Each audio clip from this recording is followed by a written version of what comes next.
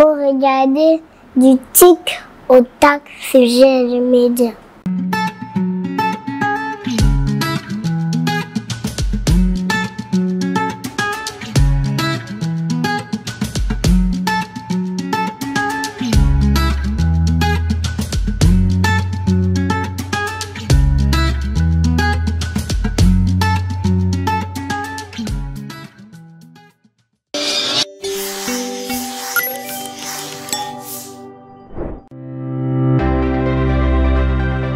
Savez-vous que vous pouvez étudier ou travailler au Canada et gagner plus de 76 000 francs par jour en tant que soudeur? Eh bien, vous ne rêvez pas. C'est bien possible grâce à G&G Consultings en partenariat avec l'agence de recrutement 237 Destination Canada. Vous vivez en Afrique ou tout ailleurs dans le monde et souhaitez immigrer au Canada pour étudier ou travailler? G&G Consultings en partenariat avec l'agence de recrutement 237 Destination Canada vous donne la possibilité d'améliorer votre vie en immigrant en toute sécurité au Canada en qualité de résident permanent, travailleur temporaire, étudiant. G&G Consultings et son partenaire 237 Destination Canada vous permettent de trouver du travail au Canada dans les domaines suivants: éducation, santé et services sociaux, génie civil, administration, manufacture, hôtellerie, restauration, ainsi que les technologies de l'information. Travailler une fois au Canada comme aide-soignant, infirmier, inspecteur en construction, infographe, graphiste, développeur d'applications, développeur web, menuisier, maçon, mécanicien, soudeur, chauffeur, technologue et technicien des sciences de la santé, technologue des laboratoires médicaux, technicien en génie électronique et électrique,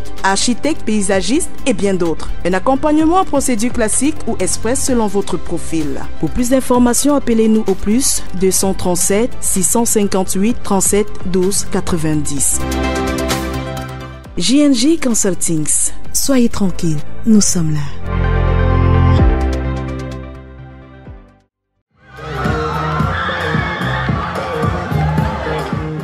À quelques mètres du carrefour Yassa à Douala, trône majestueusement ISETAG. Créé en 2015, ISETAG est le plus important des instituts privés des enseignements supérieurs bâtis dans la capitale économique du Cameroun.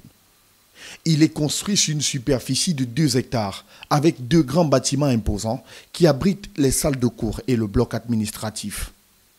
Tout récemment, en marge de la célébration de la Fête nationale de la jeunesse, le top management d'ISETAG a lancé les journées portes ouvertes du 8 au 10 février. 3 jours d'entretien, d'orientation, de conseils et de présentation du savoir-faire d'ISETAG aux futurs bacheliers venus par milliers visiter tour à tour les infrastructures ainsi que les ateliers de génie mécanique, de chaudronnerie et de fabrication métallique, ou encore celui de menuiserie et ébénisterie dont dispose l'université. C'est vraiment agréable. Déjà, j'ai apprécié le fait qu'ils sont venus nous chercher avec leur cas et ils nous ont amenés ici à l'établissement. Et ensuite, ils nous ont bien accueillis. Ils nous ont fait visiter leur établissement. Nous avons visité la salle multimédia. Nous avons visité plein d'autres domaines. Et aussi, je peux dire que ISETAG nous offre plusieurs opportunités dans le monde de la formation et aussi de l'emploi. Comment ils s'y prennent, par exemple, pour dépisser une panne sur le véhicule à l'aide d'un appareil de diagnostic. Comment ils s'y prennent pour réparer la panne. Et aussi, comment certains systèmes de véhicules fonctionnent. Notamment le fonctionnement d'un moteur diesel, le fonctionnement d'un moteur essence, le fonctionnement d'un système d'ingestion d'essence électronique, le fonctionnement d'un système d'éclairage signalisation automobile, ne serait-ce que ça.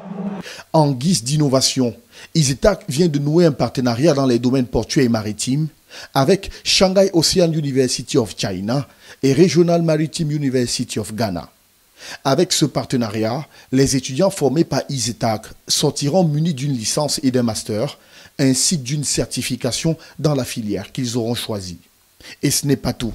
Il y a 6 filières sur lesquelles ISETAG va former à compter de l'année académique prochaine. La filière pêche maritime, la filière aquaculture, la filière électromécanique navale, la filière sciences nautiques, la filière gestion logistique portuaire et maritime et la filière sécurité et sûreté des plateformes pétrolières portuaires et maritimes. En fait, ces filières-là, le cycle généralement c'est sur 5 ans. Sur 5 ans, mais avec au départ l'obtention d'une licence. Alors, la formation va se faire en 2 volets. Il y aura un volet qui va se faire sur le Cameroun, la partie théorique, et une partie pratique qui va se faire en entreprise. Et ensuite, les étudiants, selon la filière choisie, iront soit au Ghana, soit en Chine. Ça dépendra. Et je voudrais vous signaler que la Chine a un système de 4 ans pour avoir une licence. Alors, nous sommes en train donc de voir comment les étudiants feront 2 ans au Cameroun et aller faire 2 ans en Chine. Voilà un peu ce qui est en train de vouloir se passer. Plus de 7 années d'expérience qui auront permis à l'Institut supérieur des technologies appliquées et de gestion de former plus de 300 diplômés, de se doter de 20 ateliers et laboratoires sophistiqués, ainsi que de construire une mini-cité de 199 chambres où logent les étudiants pour un meilleur suivi. Un sérieux qui a hissé ISETAC au rang de 4e national au BTS en 2021 et depuis 2022, cette université est désormais sous centre écrit des examens BTS. La formation à ISETAC se fait 70% pratique, 30% théorie. Parce que nous devons amener nos apprenants à pouvoir se prendre en charge après leur formation, après le passage à ISETAC. C'est pourquoi nos ateliers sont suffisamment équipés avec des appareils de la pointe. Et ça se dessine par quoi? Par les résultats, par nos résultats que nous obtenons dans les différentes sessions d'examen nationaux. Pour le reste, ISETAC offre des formations dans d'autres domaines tels que banque et finance, génie civil, menuiserie et ébénisterie, en cycle BTS, HND, licence professionnelle et master professionnel. Mesdames, Messieurs, très heureux de vous retrouver sur JNJ Media pour cet autre numéro de votre mission du Tic au Tac, votre dîner intellectuel qui porte naturellement la co-signature de l'indéboulonnable Romaric Tenda et du très sémillant Raoul Patrick Bifeyo. Bonsoir Raoul. Bonsoir Romaric. Ravi d'être avec toi sur ce plateau. Merci également à vous de nous suivre à la maison, chers internautes et téléspectateurs. Aujourd'hui, c'est une journée spéciale. Nous recevons dans le cadre de cette émission le docteur des eaux et en honneur, nous allons boire un verre d'eau. Docteur Emmanuel Ngara, bonsoir et merci d'être sur notre plateau. Bonsoir Monsieur Romaric, bonsoir Monsieur Raoul. Bonsoir docteur. Sentez-vous à l'aise. Et merci pour ce verre d'eau. Voilà, il fait bien, il fait toujours du bien d'être sur ce plateau. On y va en mode sérieux et parfois un peu détente. C'est une mise en condition.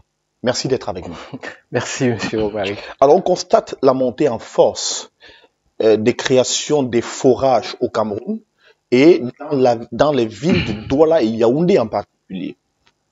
Que pensez-vous de ce phénomène? Vous savez, en fait, ce que je pense n'a pas d'importance. Je pense que c'est ce qui se passe qui a une importance et qu'est-ce que ça donne après qui est important. Et c'est beaucoup plus vers ça que je pourrais me prononcer. Bon, maintenant, la prolifération des forages au Cameroun, c'est pas une mauvaise chose parce que ça donne de l'eau à tout le monde. Oui. Aux gens qui n'en ont pas, ils n'ont pas des branchements, ils ont besoin d'eau. Sauf que si ça se passe de manière désordonnée, on ne pourra pas dire que ce sera durable. Parce qu'aujourd'hui, lorsque tu trouves l'eau à 40 mètres de profondeur, si on gère mal, ton petit-fils, peut-être, il aura besoin d'aller jusqu'à 120 mètres. Et en termes de qualité aussi, il pourra avoir beaucoup de désordre. C'est ça qui me rend triste. Mais sinon, quand on n'a pas d'eau, il faudrait bien qu'on trouve de l'eau quelque part. Donc, il faudrait que peut-être on puisse régulariser pour qu'on puisse gérer cette ressource de manière durable. Mais cette profondeur, est-ce qu'elle rassure sur la qualité d'eau? La profondeur, la qualité, il n'y a pas totalement un rapport. Ça dépend des événements géologiques des régions, des endroits où on fait les forages ou les puits. Ça dépend des événements géologiques, ça dépend de plusieurs choses. C'est-à-dire que il peut y avoir une pollution anthropique due à l'homme. C'est-à-dire que il peut y avoir eu quelque chose qui s'est passé. Par exemple, j'arrive quelque part pour une expertise et je me rends compte que le propriétaire du domicile avait fait 2 forages avant d'avoir le forage qu'il utilisait au moment de mon passage. Et dans l'un des forages, il avait laissé les tubes. Il y a des tubes en plastique qu'on met pour mettre la pompe à l'intérieur pour retirer l'eau. Bon, il y a les 2 forages, déjà, les tubes étaient restés à l'intérieur. Donc, ça fait des plastiques qu'on a mis dans le sol, peut-être sur 80 mètres, et qu'on a laissé. Vous voyez ce que ça peut faire. Et dans un autre forage, il avait laissé la pompe. Il n'avait pas pu retirer la pompe. Et les forages avaient été comblés. Bon, vous voyez un peu ce que ça peut faire. Si cette pompe, après un temps, le matériau avec lequel elle est faite, peut-être si c'est du fer et que ça rouille et tout, ça veut dire que la nappe qui sera là sera déjà contaminée avec tous les produits chimiques qui sont entrés dans la fabrication de la pompe. Donc, avec ça cause vraiment des problèmes et il faut régulariser. Alors, il y a 8 ans, les forages étaient réalisés au Cameroun à hauteur de 8 millions de francs CFA. Aujourd'hui, avec 1 200 000, vous avez des entreprises qui en créent. Selon vous, cette baisse provient-elle d'une volonté de la population d'avoir accès à l'eau de meilleure qualité que celle de Camwater, où il existe beaucoup d'autres raisons? Non, vous savez, les forages, d'abord, il y a un pricing qui dépend d'un certain nombre de choses. Il y a des dépenses qui sont faites, il y a des équipements qui coûtent extrêmement cher qu'on utilise, et lorsque vous ne les avez pas, vous pouvez les louer quelque part, et c'est aussi extrêmement cher. Et aussi, les propriétaires de ces machines-là, peut-être avant, le prix pouvait s'expliquer par le fait que peut-être il y a une seule machine ou 3 machines dans toute la ville de Douala. Donc, tout le monde va se discuter cette machine. Avec la loi de l'offre et de la demande, le prix sera énorme. Mais si le nombre de machines augmente, le prix va chuter. Et je vais vous dire une chose, le prix va diminuer encore. Ça va diminuer encore avec l'acquisition des machines par le plus de personnes. Ça pourrait encore diminuer. Donc, ça dépend, c'est la loi de l'offre et de la demande sur le prix. Est-ce qu'il y a un rapport entre ce coût qui baisse dans la construction d'un forage oui, et la volonté des populations d'accéder à une eau de meilleure qualité? Bon, toujours est-il qu'il y a un rapport, mais est-ce que le rapport est significatif? Ça serait là le truc. Mais toujours est-il que je pense que, par exemple, quand on va dans des quartiers, comme des nouveaux quartiers, oui, vous arrivez, là, il n'y a pas d'eau. Il n'y a pas d'adduction d'eau. Et vous allez peut-être à la Camwater, vous demandez si vous pouvez avoir une adduction. On ne vous donne pas une réponse satisfaisante. Là, qu'est-ce que vous allez faire? Vous vivez là, il vous faut de l'eau. Si vous avez des moyens, vous allez trouver 1,5 million, 2 millions, 2,5 millions pour faire un forage et avoir de l'eau chez vous. Maintenant, le voisin aussi a le même problème. Lui aussi fera la même démarche. L'autre voisin aussi a le même problème, il fera également la même démarche. C'est-à-dire que après tu vas arriver dans le quartier, tu vas trouver des forages un peu partout. Ça, c'est pas un problème. Parce que s'ils n'ont pas d'eau, ils vont mourir du manque d'eau. Il y aura d'autres problèmes qui vont se poser. Oui. Donc, ça nous permet quand même, ça permet de maintenir ces gens en vie et heureux parce qu'ils ont de l'eau. Mais maintenant, si ça se passe de manière désordonnée, ça pourrait créer d'autres problèmes. Peut-être pas immédiatement, mais avec le temps. Déjà, immédiatement, ça peut créer des problèmes comme l'intoxication à l'eau, parce que les ressources collectives, comme la Camwater donne de l'eau de manière collective, il y a des traitements collectifs que nous finançons, puisque la Camwater, c'est une entreprise de l'État, que nous finançons avec nos impôts et avec tous les mécanismes que l'État peut avoir pour financer ses activités. Mais maintenant, lorsque Monsieur X va demander à faire un forage, lui, il est convaincu que, heureusement, ça commence à changer, mais c'est encore difficile. Avant, on pensait que dès que l'eau sort du sol, c'est clair, c'est potable. Et il y a même des gens qui avaient la connexion de l'eau du robinet, qui avaient même des eaux en bouteille, mais qui te disaient carrément que je bois l'eau de forage, c'est la meilleure eau du monde. Mais malheureusement, heureusement, c'est en train de changer. Donc, je disais que lorsqu'on prend cette connexion-là, on ne part pas plus loin que l'eau qu'on a obtenue. Bon, parfois, c'est parce qu'on n'a pas les moyens, parfois, c'est par ignorance, mais quels qu'en soient les cas, lorsqu'on ne va pas plus loin, il peut avoir des conséquences, soit immédiates, s'il y a des bactéries dans l'eau, je peux me retrouver à l'hôpital rapidement. S'il n'y a pas les bactéries dans l'eau, ou alors c'est des bactéries qui n'envoient pas directement à l'hôpital, les médecins peuvent mieux en parler, je peux résister encore. S'il y a des produits chimiques comme le fer, l'aluminium et tout ça, ce sont mes enfants peut-être qui sont nés dans la maison, qui ont 2 ans. Lorsqu'ils auront 30 ans, peut-être les métaux lourds se seront assez accumulés dans leur sang et ils vont développer un mécanisme d'intoxication. Là, c'est sur eux, mais maintenant sur la communauté, sur l'environnement. Lorsque cette ressource-là est exploitée comme ça de manière désordonnée, il y aura bien sûr des conséquences au niveau de l'environnement et au niveau de la communauté. Alors, oui, donc alors c'est pratiquement à la mode aujourd'hui. Hein. C'est tout le monde et chacun qui veut se faire un forage. C'est chacun qui veut créer son propre point d'adduction d'eau via un forage. Mais dites-nous, docteur, comment est-ce qu'on crée un forage? Que faut-il pour créer un forage? Est-ce qu'il existe des autorisations pour le faire? Si oui, lesquelles? Dans quelles conditions crée-t-on un forage? Bon, ça c'est une très bonne question. Est-ce qu'il existe des autorisations? J'ai eu à discuter avec des maires sur cette question. Et je leur ai dit, parce que normalement, ça doit être le cas. Mais maintenant, qu'est-ce qui est fait? J'ai eu à discuter avec certains maires, que je ne vais pas nommer ici. Je leur ai demandé, mais pourquoi est-ce que ça se passe comme ça? Pourquoi vous n'avez pas de l'œil dessus?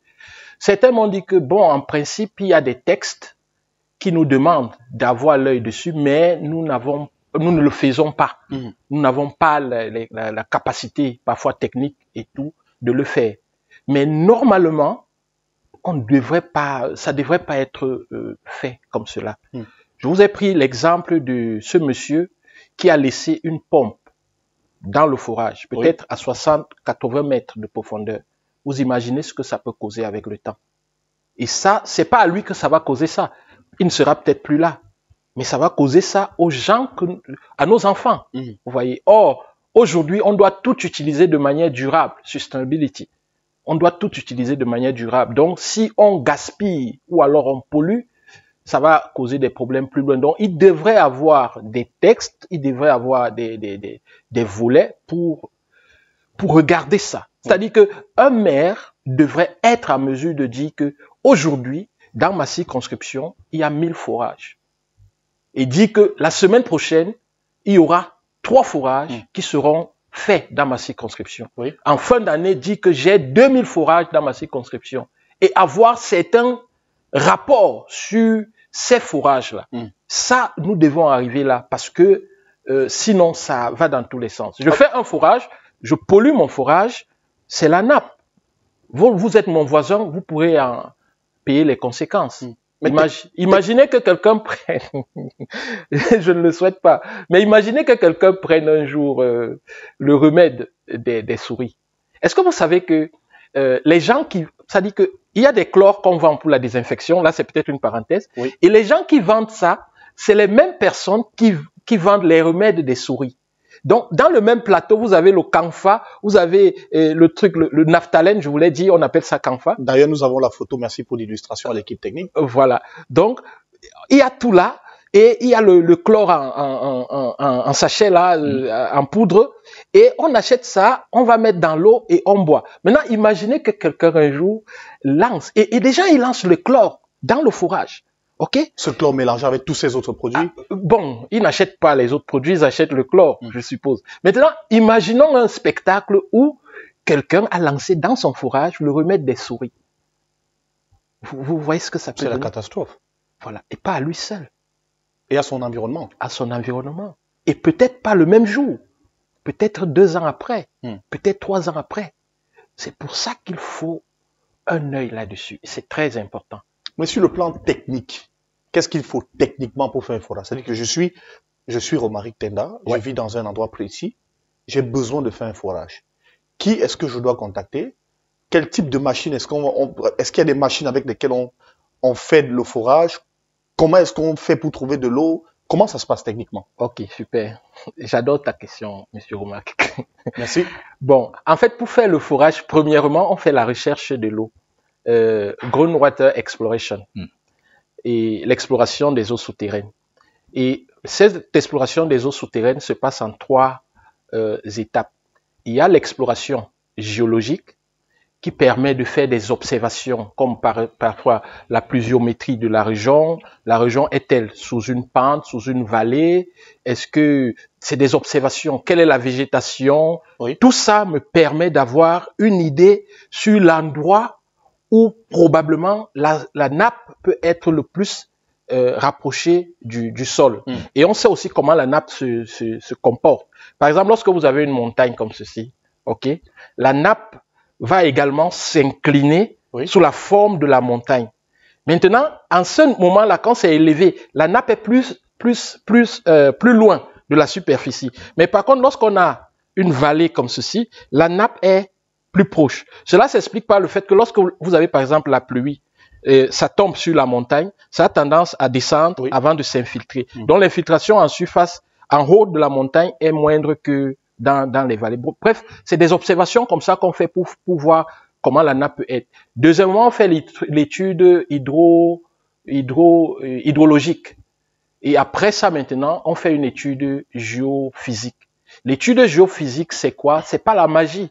Même comme parfois on mystifie tout ça. C'est simplement, on met des électrodes. Vous voyez, quand vous avez une pile, vous avez un point positif, un point négatif. Ce sont des électrodes. C'est un électrolyseur, la pile. Donc, on plante une électrode ici, on plante une électrode là-bas. Il y a une électrode qui est négative, l'autre est positive. Et avec une machine, que je peux appeler une machine, on bombarde un courant. Donc, on fait circuler un courant. Le courant passe par la terre. Maintenant, plus les électrodes sont rapprochées, plus la surface, c'est-à-dire la profondeur que les électrodes vont scanner sera moindre. Donc, on les éloigne encore un peu pour scanner plus. Et maintenant, la méthode est simplement basée sur la résistivité des matériaux qu'on trouve dans le sol. Si vous prenez, par exemple, une roche qui est compacte et sèche, elle va résister au passage du courant. Si elle est humide, elle va plus laisser passer le courant. Si vous arrivez sur du sable et de l'eau, puisqu'il y aura des ions dans l'eau, le courant va passer plus facilement. C'est ce qu'on observe et que parfois l'ordinateur interprète, et vous, avec des spéculations scientifiques, vous concluez que là-bas, c'est de l'eau. Parce qu'il y a une bonne conductivité, il y a ceci, il n'y a pas de résistance et tout. Donc, c'est un peu comme ça que ça se passe, les études géophysiques. Lorsqu'elles sont bien faites, généralement, il n'y a pas de problème. On sait exactement où se trouve l'eau. Parfois même, vous regardez ça en 3D, très amusant. C'est-à-dire que vous regardez le sous-sol là, en 3D, vous regardez une poche d'eau, ici il y a de l'eau, là-bas il n'y en a pas. C'est des choses qui s'utilisent également chez nous pour voir peut-être s'il y a eu une pollution, la remédiation. Par exemple, l'eau du sous-sol peut avoir été contaminée et on a envie de vider pour diminuer. Donc, on fait le même check-in. L'eau mélangée à l'huile, si c'est peut-être l'huile qui est entrée, aura une conductivité différente de l'eau qui n'a pas l'huile. Donc, je pourrais localiser l'endroit où il y a pollution et extirper. Donc, bref, c'est des méthodes. Et comment percer le sol pour arriver où il y a l'eau exactement? Comment on perce ça? Il y a des machines pour ça. Qui ont une grosse pression. Il y a des machines pour ça. Je veux pas faire la publicité. Qui peuvent percer même des rochers? Ouais, des rochers. Ça résiste pas. C'est designé pour ça. Il y a des machines plus simples. Par exemple, le sol de Douala, il est plus sableux, c'est plus simple. Donc, les machines qu'on utilise ici à Douala, ces machines ne s'utilisent pas à Yaoundé, par exemple. À Yaoundé, on a besoin des choses plus puissantes. Voyez. En Turquie, où j'ai fait mes études, vous avez des fourrages qu'on fait à 900 mètres de profondeur. À 900 mètres. Donc, il y a des machines qui te scannent le sous-sol là, à 900 mètres pour te localiser l'eau. Parce que justement, et c'est pour ça que il faudrait qu'on réagisse très vite. Parce qu'aujourd'hui, lorsque tu creuses, tu as l'eau à 20 mètres, tu te dis que c'est un acquis. Mais on peut arriver à un moment où on n'a pas l'eau à 20 mètres. En Turquie, par exemple, tu vas creuser, tu vas arriver à 600 mètres pour trouver de l'eau. Imagine que ça nous arrive. Mais on se dit certainement que non, mais ça c'est les histoires des autres, ça va pas nous arriver.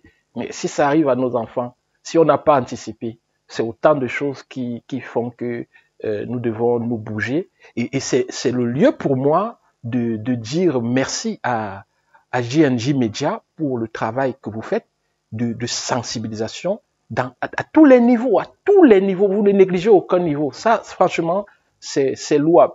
C'est louable. Merci. On a besoin de vous, des initiatives comme ça dans ce pays. Merci, docteur. Docteur Nga, les forages tels qu'ils sont construits en ce moment au Cameroun, est-ce que vous avez le sentiment qu'ils respectent les normes en la matière?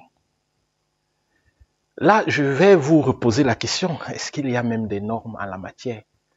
Parce que quand il y a une norme, tout le monde doit savoir, ou du moins est censé savoir.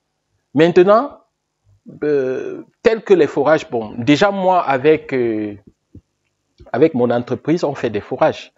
Mais bon, quand un client peut-être vous invite pour faire son forage... Comment vous procédez?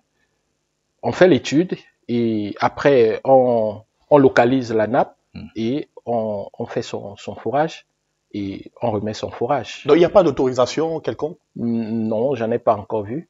Mais les maires m'ont dit qu'en principe ça doit être le cas, mais je sais pas. Je n'ai pas creusé là-dessus. Ils m'ont dit que ça doit être le cas, mais là jusqu'à présent, souvent je me suis amusé à aller dans les maisons avec des forages pour demander s'ils ont eu l'autorisation, s'ils ont dit non. Donc, vous n'êtes pas confronté à cette réalité où il faut expliquer un forage qui répond aux normes ou pas. Vous avez expliqué des différents sols où on peut susceptible d'avoir de l'eau. Oui. Si à 1 mètre ou à quelques centimètres, vous avez de l'eau, est-ce qu'elle est rassurante? Non, ça dépend. Lorsque je fais la recherche géophysique, je sais que ça, c'est la nappe. Ça ne ment pas. C'est de la science. Je vous ai parlé de la conductivité tout à l'heure. Donc, c'est comme ça. Quand ça scanne, si je vois le courant et que là, la conductivité est bonne sur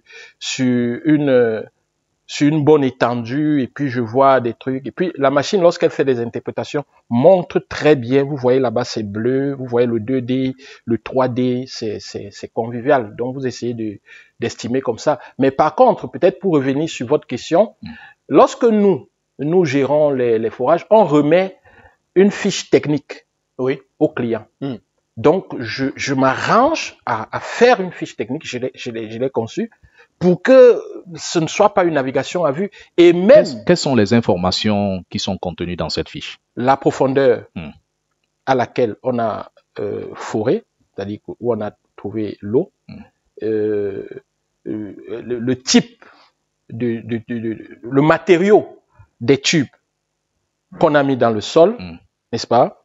Et le fabricant, la fiche technique également de ces matériaux-là est ajoutée. Bref, un certain nombre d'informations qui vont permettre que si, par exemple, lorsque moi j'arrive chez quelqu'un et qu'il a un forage, peut-être s'il y a un problème et tout, j'ai besoin de ces informations-là pour lui donner des conseils. Donc, c'est justement ce que je lui remets également, un peu comme une maison. Lorsqu'on construit une maison, on a besoin des plans. Tout à fait. Et dans chaque maison, on doit garder des plans quelque part. Les plans de génie civil, les plans d'électricité, les plans de plomberie. Et désormais, il faut également la fiche technique du forage lorsqu'il y a le forage. En principe, c'est... Pour que ce soit un tout complet. Voilà, effectivement. Alors, est-ce que le plus important, c'est de trouver de l'eau dans le sol? Et que faire si vous creusez sans jamais trouver de l'eau? Intéressant. Ouais, si vous creusez sans jamais trouver de l'eau, vous allez creuser ailleurs. Si vous avez vraiment besoin d'eau. Parce que ça arrive, effectivement. Vous pouvez percer tous les points de la maison. Ah oui, si vous avez assez d'argent, parce que le forage, ça coûte aussi cher. Je vous ai dit que je suis arrivé, par exemple, chez certains clients, avec mon équipe, qui avaient fait 4 forages. Sans jamais trouver de l'eau. Sans jamais trouver de l'eau. Et ils avaient financé les 4 forages. Sans jamais trouver de l'eau. Et ils étaient même découragés. Mais est-ce qu'il ne faut pas faire des études préalables sur des terrains, même avant de construire, avant d'y vivre, sachant que si demain il y a des problèmes d'eau, on peut être capable de trouver de l'eau en profondeur sans trop souffrir. Mais vous savez, on ne devrait même pas faire des forages. Pourquoi? Pour avoir de l'eau. Pourquoi? La société de distribution d'eau devrait nous donner de l'eau. C'est notre droit. Mais aujourd'hui, on n'est pas obligé. Il y a des nouveaux quartiers qui se créent. Oui, mais et regarde, il n'y a pas eu un plan d'urbanisation là-dessus. Que faire? Mais aucun quartier ne peut se créer ex nihilo. Nous sommes dans un État. Il y a une mairie, il doit avoir des plans. ils doivent... Non, vous voyez un peu ce que je veux dire. Donc, s'il y a un nouveau quartier qui se crée, la mairie est au courant que les gens vivent là-bas ou pas. Mais elle prend ses dispositions. En principe, la société des eaux devrait... Je ne sais même pas pourquoi on se donne tant de peine. Moi, je me suis toujours demandé la pertinence d'aller prendre l'eau à la Sanaga pour venir donner l'eau à Yaoundé. Mais ce projet, il a coûté extrêmement cher, avec des impacts sur l'environnement qu'on ne pourra même peut-être pas gérer avec le temps. Mais que fallait-il faire pour approvisionner Yaoundé? Mais c'est simple. Mais regardez tout le monde qui a des forages à Yaoundé. Est-ce qu'ils ont attendu que l'eau vienne de la Sanaga? Non. Mais vous pensez que la Cam Water ne peut pas faire un forage à Damas? Un forage de masse vraiment professionnel avec tous les moyens. Capable de distribuer l'eau dans tout Damas. Capable de distribuer l'eau dans tout Damas. C'est possible? That is possible. Vous voyez un peu ce que je veux dire? C'est possible. La Cam Water peut faire des forages dans des quartiers et distribuer, mais au moins ça sera des ingénieurs qui vont checker l'eau. Au moins ça sera des personnes qualifiées qui vont vérifier si tout est OK. Et qui seront capables de traiter les circuits de distribution. Effectivement. Et ça sera même très intéressant parce que plus on est loin, plus il y a possibilité de pollution en route. Donc moi je pense que ça on pouvait le faire. Et je m'interrogeais vraiment pourquoi est-ce que depuis cette politique n'a pas été mise sur pied par l'entreprise des eaux. Ça franchement je me posais cette question. À savoir checker tous les quartiers du Cameroun, aller dans chaque quartier, créer un forage et tendre. Dès qu'il y a un nouveau quartier, on fait un plan. Mais la Cameroun, ils ont des moyens là, faire un forage là, même quelle que soit la profondeur, on fait là un nouveau quartier. Je vais dire peut-être lundi à Douala, c'est un nouveau quartier. Je ne sais pas s'il y a déjà des adductions d'eau là-bas. Je ne sais pas. Mais s'il n'y a pas, la Cameroun peut aller là-bas et explorer le sol et trouver le bon point d'eau et faire un forage et connecter tous ceux qui vont vivre là-bas. Sur ces zones particulièrement, nous avons des informations selon lesquelles une entreprise chinoise est en train d'exploiter l'eau qui s'y trouve pour créer une sorte de pipeline pour desservir les quartiers Lendi, Bonamou Sadi et Lokbessou dans ce sens. Mais elle le fait pour la Cam Water ou pour elle-même? That is the question. La Cam Water devrait être à mesure de le faire. Ça serait... Parce que là, si vous avez déjà cette eau, vous n'irez pas faire votre forage. Parce que ça coûte cher et parfois, c'est pas évident de gérer. Dans tous les cas, nous allons creuser et en faire des reportages pour édifier les internautes davantage. Raoul? Regardez votre caméra, Dr Nga. Ouais. C'est la pause. Vous regardez JNJ Média. Restez avec nous. G&J Consulting, votre entreprise de conseil. Vous avez besoin des services juridiques. Vous voulez investir dans l'immobilier, construction, agroalimentaire, agropastoral, import-export, commerce international, hôtellerie, placement de personnel, logement, vente de vos maisons, terrains et bien d'autres, voyages, location et vente de matériel divers, décoration, organisation de festivités. Une seule adresse, G&J Consulting, votre nouvelle entreprise de conseil qui fournit aux clients et partenaires une direction claire, efficace, optimum, réaliste et innovante pour vous permettre de réussir sans heurts ni dommages tout ce que vous entreprenez au Cameroun. Vous êtes à l'étranger, au Cameroun, retrouvez-nous au 2e étage de l'immeuble abritant la pharmacie Japoma à 100 mètres en face Total Colbon en allant vers le stade de Japoma. Contactez-nous plus 237 680 41 40 15 ou nous écrire sur notre adresse mail getjconsulting@gmail.com. Visitez notre site web getjconsulting.org. G&J Consulting. De retour sur ce plateau, toujours en compagnie du Dr Nga, vous avez affirmé que la meilleure eau consommable au Cameroun est celle distribuée par Cam Water. Sur quoi vous vous basez, Dr Nga, pour faire de telles affirmations avec les souffrances que vivent les populations qui dénoncent une très mauvaise qualité d'eau distribuée dans les ménages par cette entreprise? Bon, ce que j'ai dit, ça veut dire, je dis que la Cam Water a la meilleure eau, c'est théoriquement. n'est-ce pas? Parce que théoriquement, la CAM Water a un personnel qui vérifie l'eau, ils utilisent des produits et tout. Et théoriquement, la plupart des forages ne font pas la même chose. Donc, théoriquement, la CAM Water a la meilleure eau. Il y a la ressource humaine. Oui. Et le processus de production est respecté, c'est bien ça? Oui, tout est checké. Et pourquoi l'eau sort souvent jaune dans les ménages? Et il y a une chose qui est sûre, la CAM Water, si elle envoie une eau avec les bactéries dans les ménages, ça se saurait. Presque tout le monde ira à l'hôpital. Donc, au moins sur ça, théoriquement, encore, comme je dis, ils ont... Mais docteur Ngara, pourquoi on a des vidéos des Camerounais qui ouvrent des robinets et on voit comme si c'est de la terre, comme si parfois c'est une eau rougeâtre. Une eau rougeâtre. C'est quoi le problème? Vous savez, la différence avec moi, c'est que je suis un ingénieur et je suis chercheur. Oui. Donc, je m'abstiens de faire certaines déclarations. Je suis allé une fois, une sœur, il n'y a pas 2 semaines, m'a dit qu'elle avait une cousine, en fait, une amie de l'église et tout, qui avait ce problème. J'étais très content. Je lui ai dit, écoute, amène-moi là-bas. Elle a trouvé un temps. Elle m'a dit, je t'amène là-bas comment? Je dis lui qu'il y a un expert qui veut regarder son eau. Il va l'aider peut-être. Alors, je suis allé.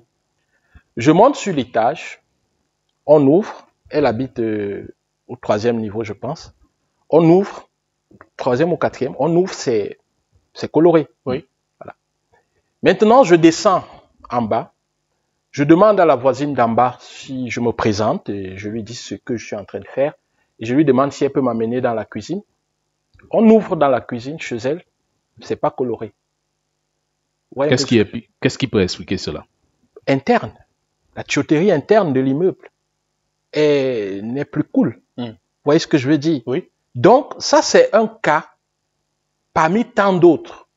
Et j'en ai eu encore, avant de venir à cette émission, je disais à ma grande sœur à qui j'ai rendu visite, elle s'appelle Thérèse, à qui je fais un coucou d'ailleurs, je lui ai dit, je vais intervenir sur votre plateau et ceci, et elle m'a encore parlé d'une situation similaire.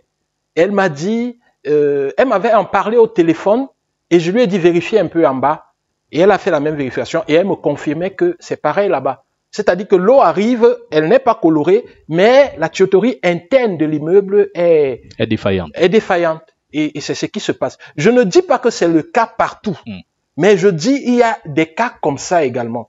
Il y a des cas où même l'eau de la CAM Water, il y a eu un cas, si c'est à Limbe ou dans quelle ville là, je crois que c'était dans le nord-ouest, où il y avait un problème au niveau de la CAM Water. Oui. Et ils ont envoyé l'eau.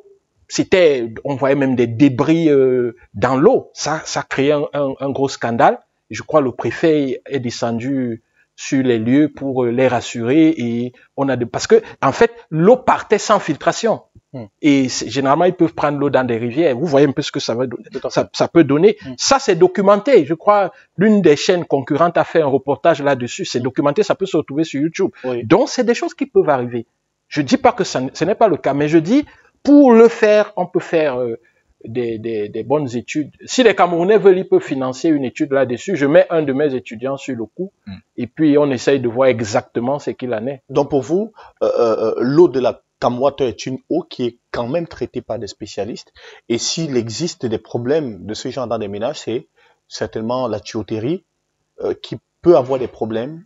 Elle est supposée traitée, je préfère. Supposée traitée. Oui. Alors, regardez votre caméra, docteur Ngara. Oui.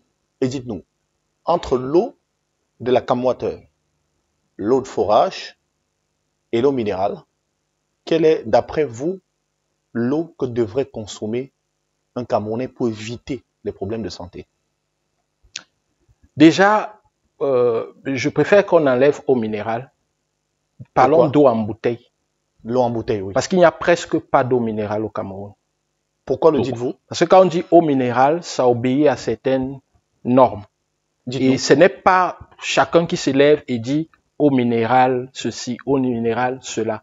C'est une appellation protégée en principe. Sauf que ici, ça se passe, ça va dans tous les sens. On est dans la propagande commerciale. Voilà, c'est ce qui se passe. Vous vous rendez compte, certaines entreprises d'eau ont des sources en plein Douala, parfois en pleine zone industrielle. L'eau minérale n'est pas traitée, sinon traitement physique. Et elle a une constante sur la teneur en minéraux qui ne varie pas. Techniquement, qu'est-ce que ça veut dire? Teneur en minéraux, je comprends pas. C'est-à-dire qu'il y a un traitement qui peut être un traitement biologique, oui, un traitement chimique, un traitement physique pour l'eau. Mais l'eau minérale n'a pas déjà des bactéries. Naturellement. L'eau minérale n'a pas des polluants chimiques. Naturellement.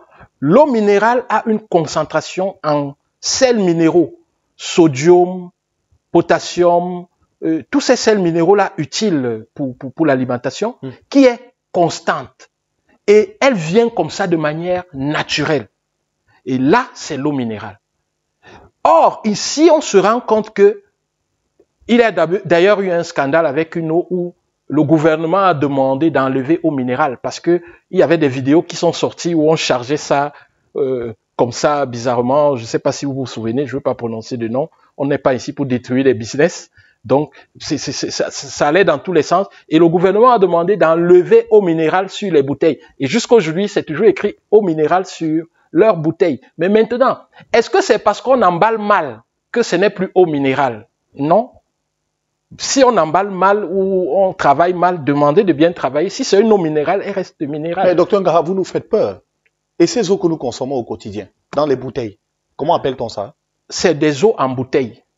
Parce qu'elles sont dans les bouteilles. Mais ce n'est pas nécessairement des eaux minérales. Maintenant, pour ces eaux en bouteille-là, il y a une chose que je vais vous dire. Et ça, tout le monde peut vérifier. Le pH, c'est une grandeur chimique. C'est-à-dire que c'est une caractéristique. C'est-à-dire qu'on mesure le pH. Ça détermine l'acidité ou la basicité d'une solution. Oui. Donc, le pH, ça va de 1 à 14. C'est neutre.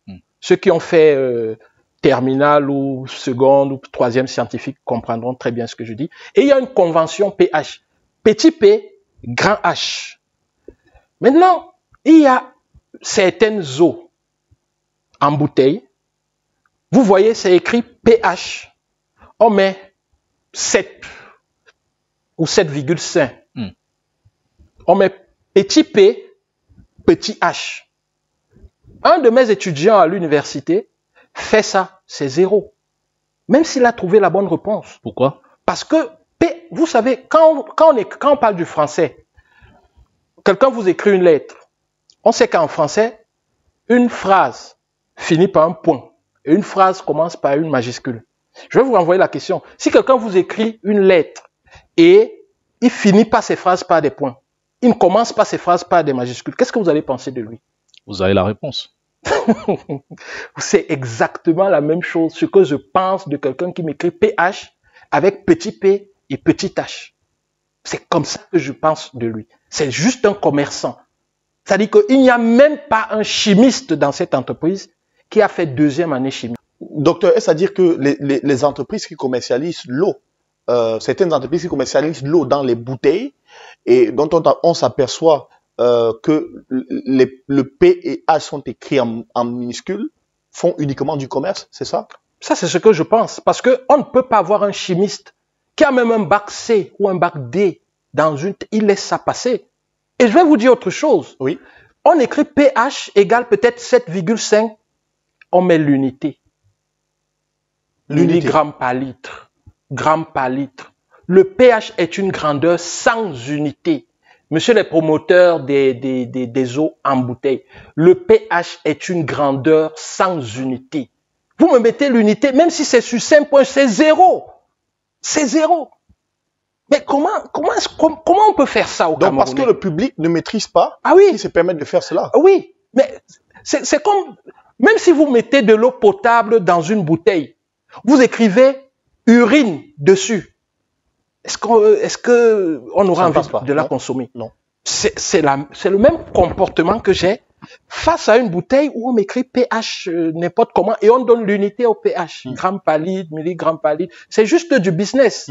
Je refuse pas qu'on fasse du business, mais recrutons des personnes qui peuvent nous aider à faire notre business correctement et puis écoutons-les. Ça, c'est important. Et ça, tout le monde peut vérifier. Les bouteilles sont sur le marché. Tout le monde peut voir. Ça, c'est pour le cas des eaux que vous dites en sachet, n'est-ce pas, ou en bouteille. En bouteille. En bouteille, oui. Voilà. Les eaux en sachet, je ne les touche même pas. Voilà. Mais dites-nous, quels sont les dangers auxquels sont exposés les personnes qui consomment l'eau de forage, précisément? Il y a les microbes, dont ils auront des amibes. Pas nécessairement, ça va dépendre maintenant de la qualité de leur eau. Parce que si on consomme sans avoir fait des analyses, bon, on peut avoir des problèmes, mais on peut avoir des problèmes en fonction des polluants qui sont à l'intérieur. Mais parfois, certains vont te dire que, OK, nous, on ne consomme pas ces eaux, mais on prépare avec. Ça ne résout pas le problème. Parce que mettez le fer dans l'eau, comme j'ai l'habitude de dire, il ne va pas devenir la viande. Et il y a un problème aussi avec les algues. Les algues, ce sont des plantes. Vous voyez. Et le problème, parfois, ce n'est pas les algues. Quand les algues sont dans une eau, elles sécrètent certaines substances. Et ces substances-là sont même plus toxiques parfois que les algues. Bon, maintenant, ces substances-là, lorsqu'on les chauffe, elles se transforment en d'autres substances parfois plus dangereuses encore. Donc, si j'ai une eau qui a les algues, et je dis non, je prépare seulement avec, je ne bois pas, parfois je complique encore davantage le problème. Alors, Dr Ngara, vous avez une eau de forage non traitée sur plusieurs années. Quels peuvent en être les risques sur la santé des utilisateurs? C'est-à-dire s'ils ont consommé cette eau sur plusieurs années. L'eau est restée non traitée sur plusieurs années, une eau de forage. C'est-à-dire qu'ils ont consommé cette eau sans la traiter sur plusieurs années. Oui. Bon, là... Quels peuvent en être les risques sur la santé de ces utilisateurs? S'il y a des microbes, ils iront rapidement à l'hôpital. Si ce n'est pas le cas, s'ils chauffent, les microbes vont mourir, mais les produits chimiques pas. Et maintenant, avec le temps, peut-être après 20 ans, 30 ans, en fonction des organismes, on peut avoir un mécanisme d'intoxication qui se déploie. Parce qu'il y a les métaux lourds, par exemple, si elles se retrouvent dans l'eau, les métaux lourds ne sont pas éliminés de notre organisme, avec tous nos mécanismes d'élimination. Ça s'accumule, ça s'accumule. Et lorsque ça atteint un seuil, ça peut maintenant déclencher un mécanisme d'empoisonnement de l'organisme.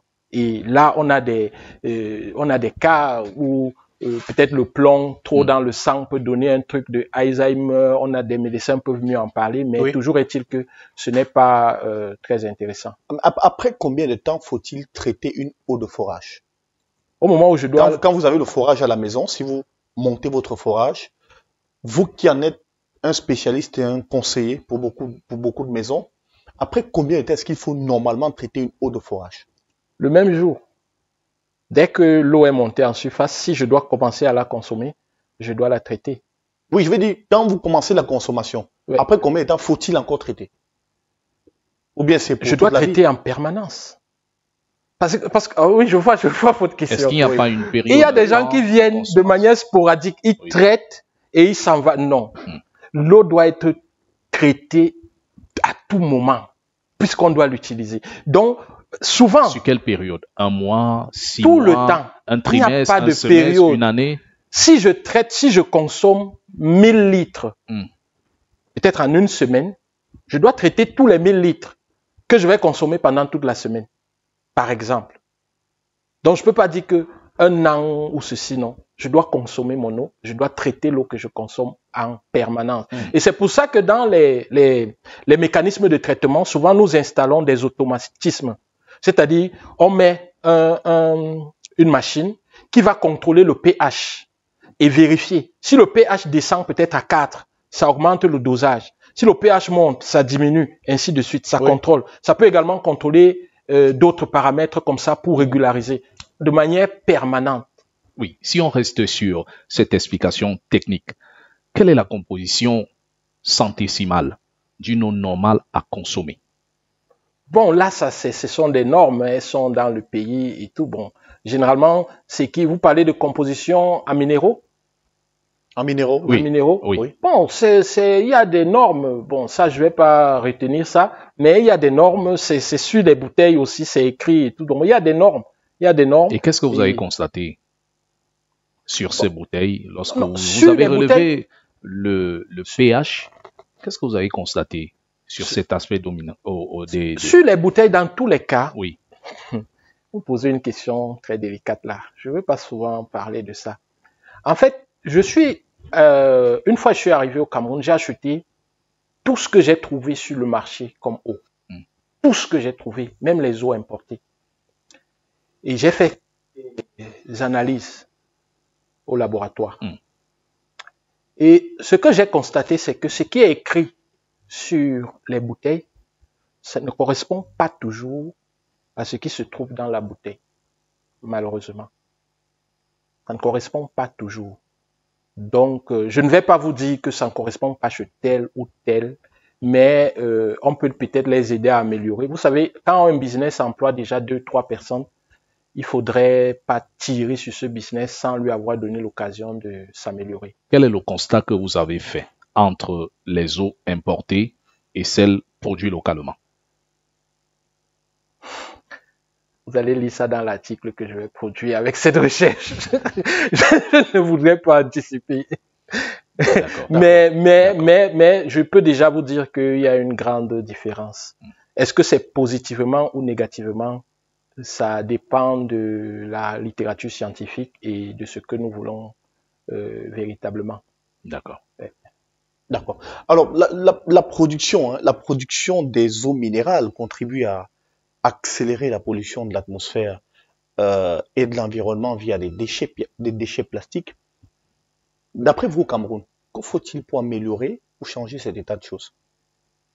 Il faut simplement arrêter de boire les eaux en bouteille. Ou du moins, il faut diminuer de manière drastique. Parce que j'ai eu à faire également un travail de recherche et j'ai constaté, il y a des chiffres qui vont peut-être vous faire peur. Oui. Lorsque vous buvez un demi-litre d'eau, c'est-à-dire que vous achetez un demi-litre d'eau là et vous buvez, si vous buvez ça régulièrement chez vous, chaque fois que vous aurez consommé 1 litre, si c'est venu dans des bouteilles de demi-litre, vous aurez mis dans l'environnement 31 grammes de plastique. Donc 31 grammes de plastique par litre d'eau lorsque vous consommez en demi-litre. Par contre, si vous achetez 1 litre, et c'est le cas également pour ceux qui boivent beaucoup ceux qui consomment les boissons gazeuses qu'ils appellent jus. D'ailleurs, ce ne sont pas des jus, c'est des boissons gazeuses. Ce sont des boissons gazeuses, s'il vous plaît. Ce ne sont pas des jus. Des jus, c'est des jus de fruits qu'on presse. Et on fait appeler ça jus et on laisse passer. Nos enfants, quand on leur dit buvez des jus, ils partent vers ces histoires-là qui nous donnent des sucres et qui nous rendent malades et tout et mettre des. Donc il faut fermer ces entreprises. Non. C'est du business. D'accord. On fait pas de business comme ça. Il faut regarder. Mais déjà, il faut qu'on interdise d'appeler ça jus. Qu'on lui donne son nom de boisson gazeuse. On peut pas voir le diable, on l'appelle Christ. On aura tendance à aller vers lui, alors qu'en fait, c'est le diable, c'est pas Christ. Vous voyez un peu ce que je veux dire? Bon, ça, c'était une parenthèse. Donc, lorsqu'on prend 1 litre de bouteille plastique, on met dans la nature 34 grammes par chaque litre de déchets plastiques. Lorsqu'on prend 1,5 litre, on met dans la nature par litre consommé 33 grammes de déchets plastiques. Lorsqu'on prend 10 litres, c'est moins. Donc, je conseille de prendre 10 litres si on ne peut pas faire autrement. Parce que là, on ne met que, je dis que parce que c'est le plus petit, mais c'est pas acceptable, 14 grammes chaque fois qu'on prend 1 litre. Parce que une bouteille vide de 10 litres, elle pèse pratiquement 140 grammes de plastique. Maintenant, si vous êtes seul, supposons que vous consommez seul 10 litres d'eau chaque jour, et que en 10 litres, vous prenez en 10 litres, et que vous consommez 1 litre chaque jour, certainement vous consommez peut-être 2 litres par jour, je pense, d'eau. Voilà. Prenons le cas même négligeable où vous consommez 1 litre. Chaque année, vous allez déverser dans l'environnement pratiquement 5000 kilogrammes de déchets plastiques.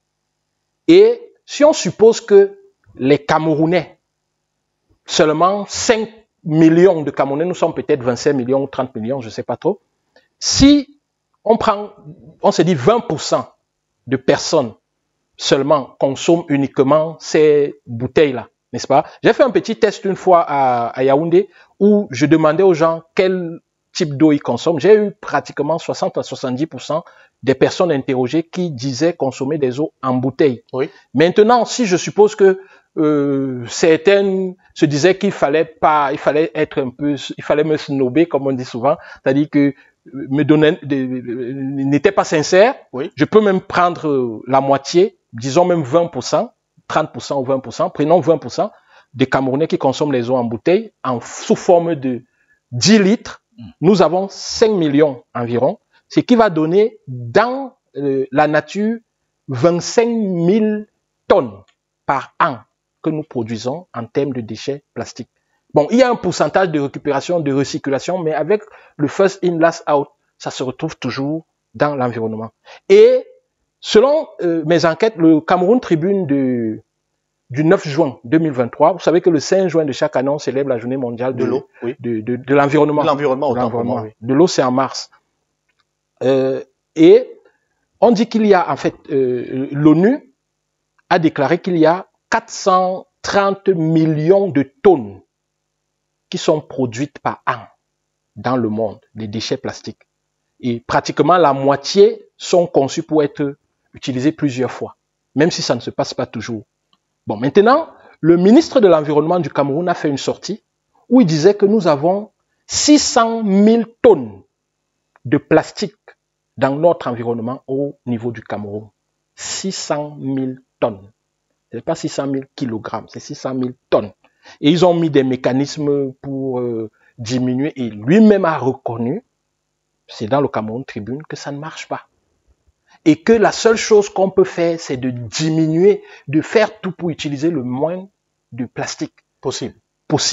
Mais lorsque vous sortez, que vous allez dans les carrefours, qu'est-ce que vous voyez? Des bouteilles de ce qu'ils appellent jus, partout. Et demandez le taux de circulation. C'est énorme. La bouteille qui entre aujourd'hui ne fait pas 7 jours. Elle part. Maintenant, si on part maintenant interroger le taux de sucre qui entre, vous savez que le sucre, c'est comme la drogue. Donc, on a une addiction, on prend du sucre glacé tout le temps, on veut en prendre. Donc, au niveau de la santé, de diabète, ce que ça va donner, c'est autre chose. Au niveau de l'environnement, et ce qui va revenir, c'est autre chose. Est-ce que vous savez que selon certaines études, on consomme en termes de plastique l'équivalent d'une carte de crédit, parfois par mois ou par semaine, si je peux vérifier ces études-là. Vous évaluez à combien? Pardon? Oui. La carte de crédit? Oui, en plastique. Oui. On consomme? En termes de microplastique. Parce que même dans les eaux, il y a une étude qui a été faite aux États-Unis où même les eaux en bouteille contenaient des microplastiques que malheureusement nous consommons lorsque nous consommons ces eaux en bouteille. Maintenant, faire ces check-in-là, parfois ça coûte un peu cher. Nous pouvons les faire au Cameroun. Mais vous savez, la recherche coûte quand même un coût. Et pour moi, un enseignant d'université, prendre mes propres fonds pour pousser jusque-là, parfois, c'est pas évident. Ça peut vous asphyxier. Pardon? Ça peut vous asphyxier. Ouais, parfois, c'est pas évident. Et surtout que tu es en train aussi de t'attaquer au lobby. On peut t'envoyer une voiture et puis bon, ça peut aller dans tous les sens. Quelle couleur? Ça dépend. Ça dépend de l'envoyeur. Alors, dans son rôle, l'État en question, est-ce que vous avez le sentiment qu'il a mis tous les moyens en jeu pour que les populations aient une bonne qualité d'eau potable?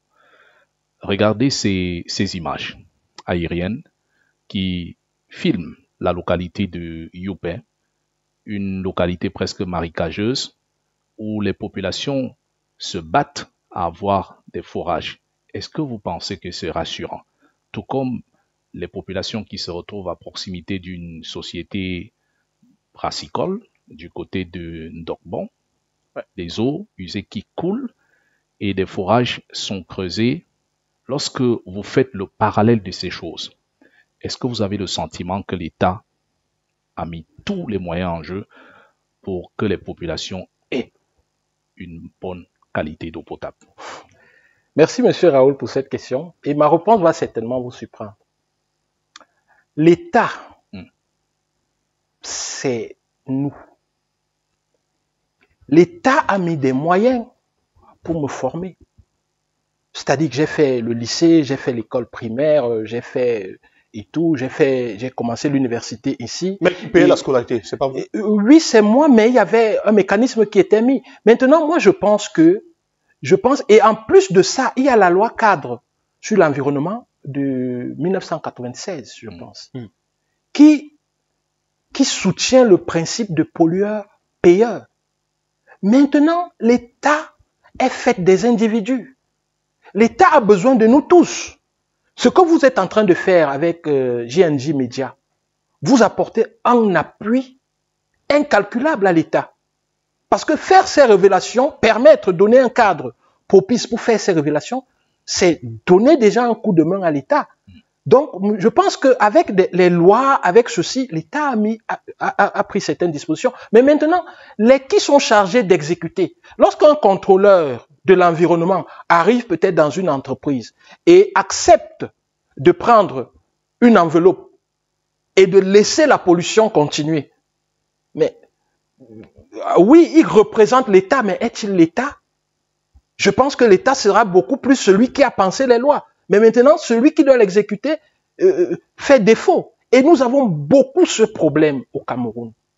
Quand, par exemple, moi, je me forme en Turquie, dans la science que je connais, qu'est-ce que je fais ici? Je peux décider de rester là-bas ou d'aller ailleurs. Ce n'est pas faute de proposition. Si je vous montre mon LinkedIn, vous allez voir les offres d'emploi. Franchement, énormes. Dans plusieurs pays. C'est-à-dire que rien qu'en voyant mon profil, il y a des offres qu'on m'envoie. Et parfois, ils m'appellent sur mon téléphone à répétition. Qu'est-ce que tu dis? Je suis au Cameroun, j'ai décidé d'être plus ici. Il y a pratiquement depuis le mois d'avril ou mai, je pense. Mais je vous assure que en termes d'offres d'emploi venant de la Turquie, j'en ai déjà reçu près de 3 ou 4. J'ai démissionné avant de venir. J'en ai reçu près de 3 ou 4. Hors de la Turquie, j'en ai reçu peut-être 2. Mais qu'est-ce que je fais ici? C'est ça l'État. C'est-à-dire que être prêt à prendre des risques pour faire quelque chose et faire changer des choses. Et depuis que je suis là, j'essaye de faire à mon niveau. C'est pas évident, mais c'est aussi ça l'État. Par exemple, je suis là, ça fait quelque temps.